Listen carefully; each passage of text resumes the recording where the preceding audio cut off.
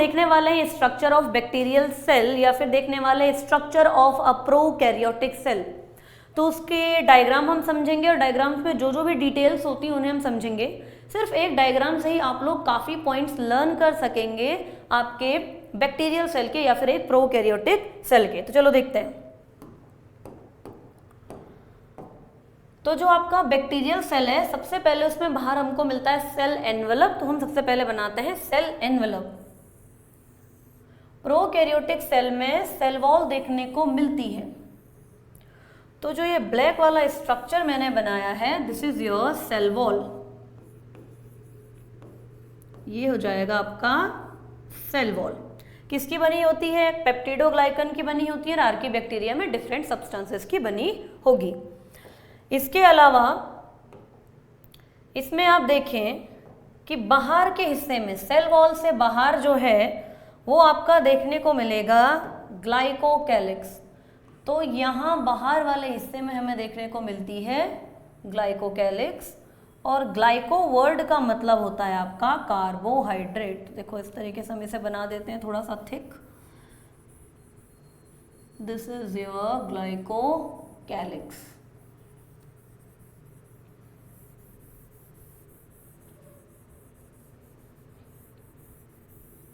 ठीक है।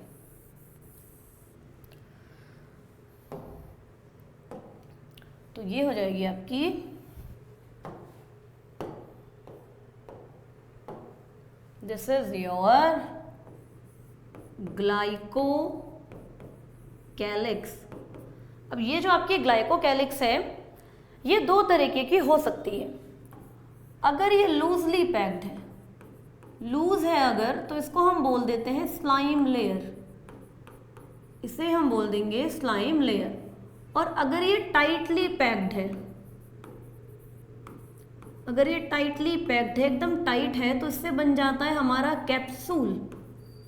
तो बैक्टीरिया में या तो स्लाइम लेयर हो सकती है या तो कैप्सूल हो सकते हैं। फंक्शन क्या होता है इनका? ये बैक्टीरिया को एक तो डेसिकेशन से बचाता है, उसे सूखने से बचाते हैं, मॉइस्चर मेंटेन करके रखते हैं। दूसरा, कोई भी अनफेवरेबल कंडीशन होती है तो उससे बचा के रखते हैं। ये काम होता है कैप्सूल और स्लाइम लेयर का। या फिर बैक्टीरिया को कोलैप्स होने से बचाते हैं, ये भी कैप्सूल का काम होता है। दूसरा शेप भी प्रोवाइड करवाते हैं। अब सबसे बाहर हो गया हमारा ग्लाइकोकैलिक्स, देन हो गई हमारी सेल वॉल। उसके बाद हमको मिलती है आपकी सेल मेम्ब्रेन, जिसको हम दूसरा नाम बोल देते हैं प्लाज्मा मेम्ब्रेन। अब इसे ध्यान से देखना। जो आपकी सेल मेम्ब्रेन या प्लाज्मा मेम्ब्रेन होती है, इसमें कुछ फोल्डिंग सी नजर आने लगती है। जैसे कि वेसिकल की फॉर्म में हो सकती है, इस तरीके से ट्यूब्यूल फॉर्म में हो सकती है, या फिर वो ऐसी लेमिला की फॉर्म में हो सकती है। इन फोल्डिंग्स को हम बोल देते हैं मीजोजोम्स। इन फोल्डिंग्स का नाम है मीजोजोम्स। अब जो आपके मीजोजोम्स हैं ये कैसे कैसे हो सकते हैं? ये हो सकते हैं वेसिकल की फॉर्म में, ये हो सकते हैं आपके ट्यूब्यूल्स की फॉर्म में, और ये हो सकते हैं आपकी लेमिला की फॉर्म में। इस तरीके से तीन स्ट्रक्चर मिलेंगे, जैसे वेसिकल, ये आपके ट्यूब्यूल हो गई और ये आपका लेमिला हो गया। फंक्शन क्या होते हैं मीजोजोम्स के? ये रेस्पिरेशन में हेल्प करते हैं, डीएनए रेप्लिकेशन में हेल्प करते हैं, साथ में बहुत सारी एंजाइमेटिक रिएक्शंस होती हैं उसमें भी हेल्प करते हैं। अब अगर कोई ऐसा बैक्टीरिया है जिसके पास स्पेशल टाइप के कलर्स हैं और वो कलर को वो इस स्पेशल टाइप की मीजोजोम में रखता है, तो इनको हम बोल देते हैं, ये रहे आपके पिगमेंट्स। तो इस तरीके के स्ट्रक्चर को हम बोल देते हैं क्रोमैटोफोर। इनको हम बोल देते हैं क्रोमैटोफोर, मतलब पिगमेंट या कलर को कैरी करने वाले। तो प्लाज्मा मेम्ब्रेन ये ग्रीन वाला आपको दिख रहा है, इसमें ढेर सारी फोल्डिंग्स मिली जिनको हमने मीजोजोम बोला। ऐसे वेसिकल्स जिसमें पिगमेंट्स प्रेजेंट हैं और वो प्लाज्मा मेम्ब्रेन की फोल्डिंग्स हैं, उन स्ट्रक्चर को हम बोल देते हैं क्रोमैटोफोर। आई होप इतना आप लोग को समझ में आया होगा। इसके बाद हम इस प्लाज्मा मेम्ब्रेन को इस तरीके से कंटिन्यूअस रखते हैं। तो ये हो गई हमारी, यहाँ लिख देते हैं, this is your plasma membrane, या फिर इसको बोल देंगे सेल मेम्ब्रेन। तो ये हमने डन कर लिया सेल एनवलप। सेल एनवलप में तीन चीजें आती हैं। सबसे बाहर ग्लाइकोकैलिक्स, उसके बाद cell wall made up of peptidoglycan, और उसके अंदर हमको देखने को मिलती है प्लाज्मा मेम्ब्रेन। प्लाज्मा मेम्ब्रेन के डिफरेंट टाइप ऑफ फंक्शंस होते हैं, डिटेल में पढ़ेंगे।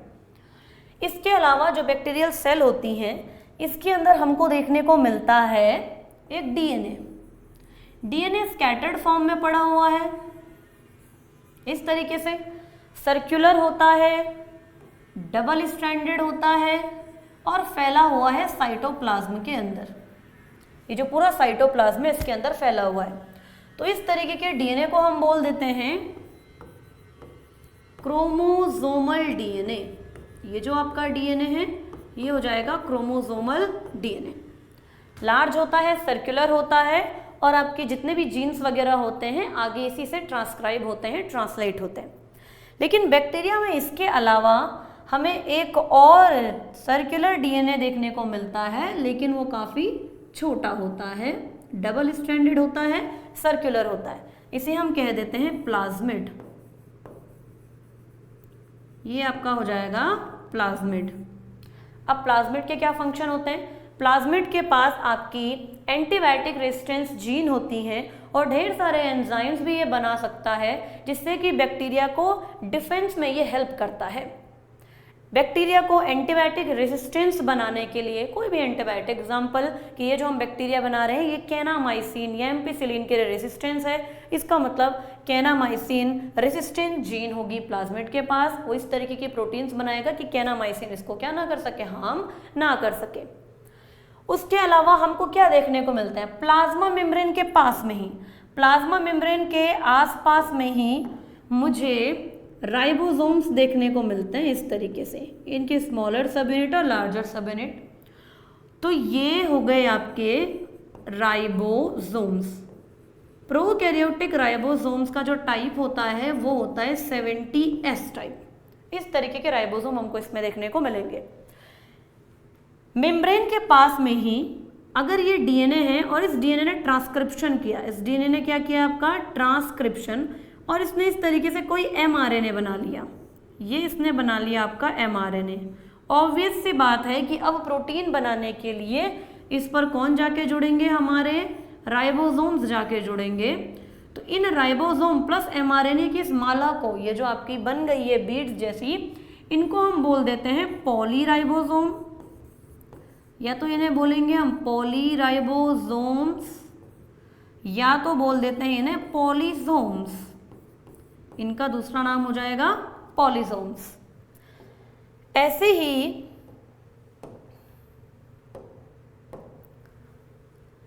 ही हमको कुछ रिजर्व फूड मटेरियल स्टोर किए हुए कुछ हिस्से हमको ऐसे देखने को मिलते हैं, ऐसे साइटोप्लाज्म में फैले हुए। इस तरीके के स्ट्रक्चर्स को हम बोल देते हैं, इस तरीके के स्ट्रक्चर को हम बोल देते हैं inclusion body. Inclusion body multiple है तो इंक्लूजन बॉडीज बोल देंगे। इंक्लूजन बॉडी में जैसे कि आपका ग्लाइकोजन स्टोर हो सकता है, बहुत सारे फॉस्फेट ग्रेन्यूल स्टोर हो सकते हैं, इस तरीके की चीजें स्टोर करके सेल रखता है कि जब भी अनफेवरेबल कंडीशन आती है, अनफेवरेबल जब भी कंडीशन आती है, स्टोर करके रखता है इंक्लूजन बॉडी। जब भी बैक्टीरिया में अनफेवरेबल कंडीशन आती है, इस तरीके के जो ग्रेन्यूल्स होते हैं उन्हें हम बोल देते हैं इंक्लूजन बॉडी। इंक्लूजन बॉडी जैसे कि ग्लाइकोजन स्टोर करके रखता है या फिर फॉस्फेट ग्रेन्यूल स्टोर करके रखता है।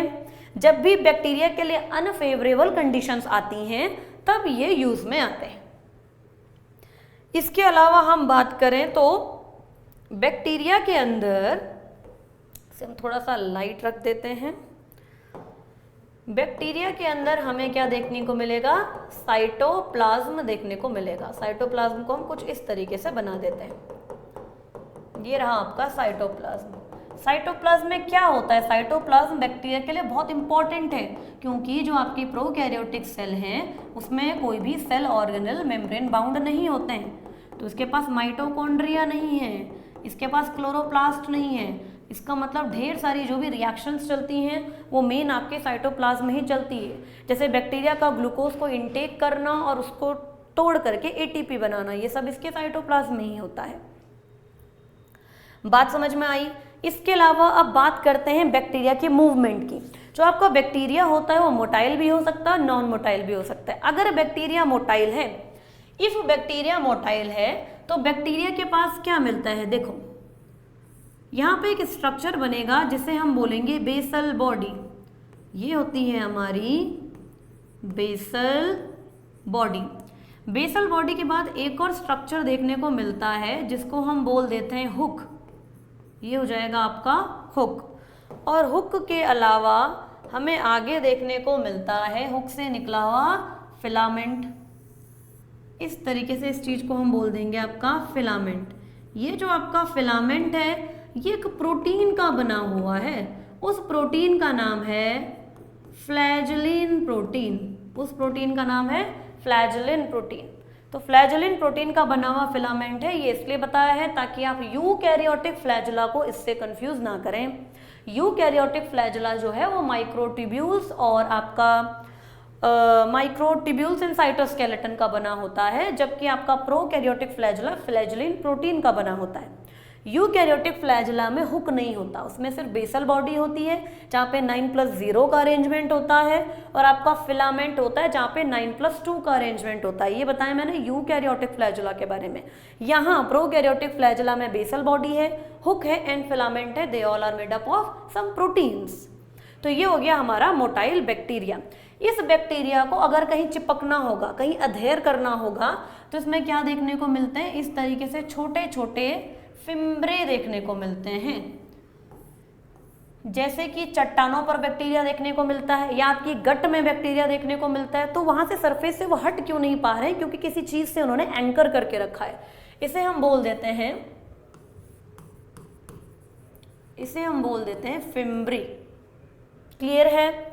इसके अलावा ये जो बैक्टीरिया हैं जनरली एसेक्सुअल रिप्रोडक्शन करते हैं बाय बाइनरी फिजन या फिर स्पोर फॉर्मेशन। बट अगर बैक्टीरिया को अपना डीएनए ट्रांसफर करना है तो वी नो कि वो 3 तरीके से अपना डीएनए ट्रांसफर कर सकता है, ट्रांसफॉर्मेशन, ट्रांसडक्शन एंड तीसरा आता है कॉन्जुगेशन। कॉन्जुगेशन करने के लिए बैक्टीरिया को कॉन्जुगेटिंग ट्यूब बनानी होती है। जो वो किसकी हेल्प से बनाता है वो देखेंगे। देखो जो आपका बैक्टीरिया है ये पिलिन नाम की जो प्रोटीन होती है,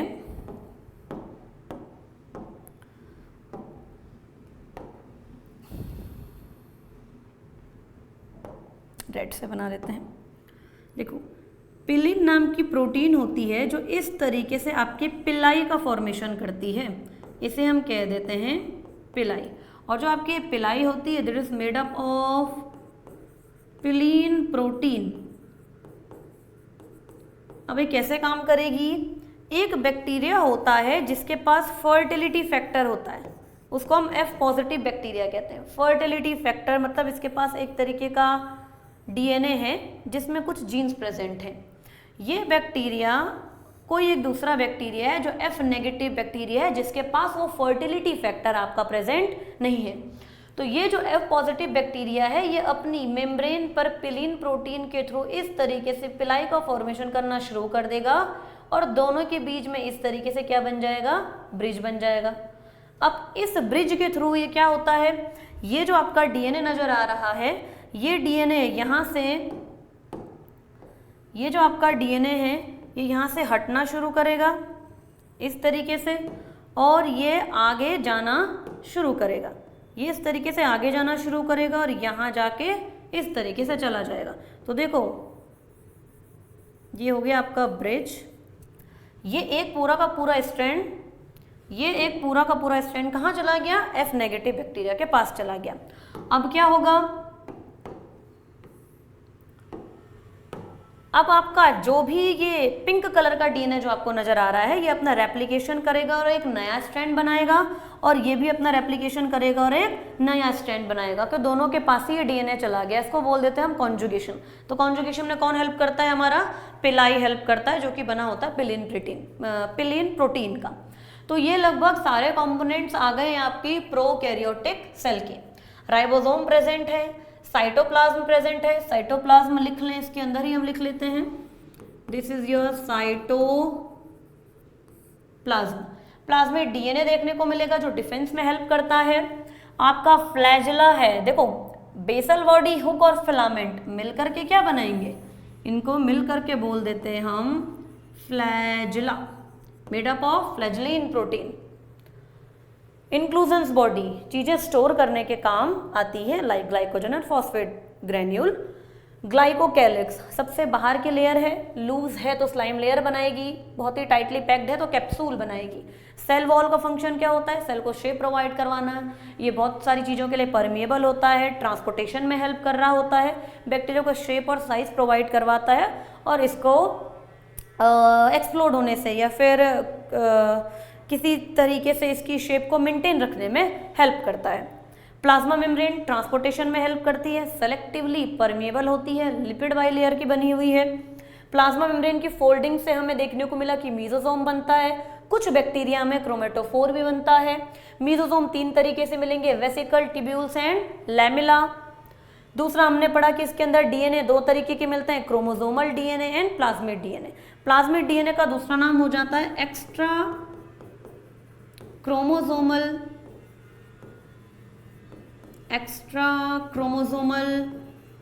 डीएनए। फिर हमने देखा कि जो आपका बैक्टीरिया होता है वो अटैचमेंट के लिए फिम्ब्री का यूज करता है और बैक्टीरियल सेक्सुअल रिप्रोडक्शन के लिए, डीएनए ट्रांसफर के लिए किसका यूज करता है, आपका पिलाई का यूज करता है। राइबोसोम इसमें 70s टाइप मिलेंगे। राइबोसोम जब एमआरएनए से लगे हुए मिले तो एक चेन की तरह मिलते हैं, जिनको हम पॉलीसोम या पॉली राइबोसोम बोल देते हैं, जो आगे प्रोटीन सिंथेसिस कर रहे हैं। तो this is your structure of a typical prokaryotic cell. I hope आप लोगों को समझ में आया होगा। जो भी वीडियो के रिगार्डिंग फीडबैक्स हैं प्लीज़ कमेंट करें, जिससे मैं अपनी वीडियो को इम्प्रूव कर सकूं। आप सबके comments are very important to me. Thank you so much.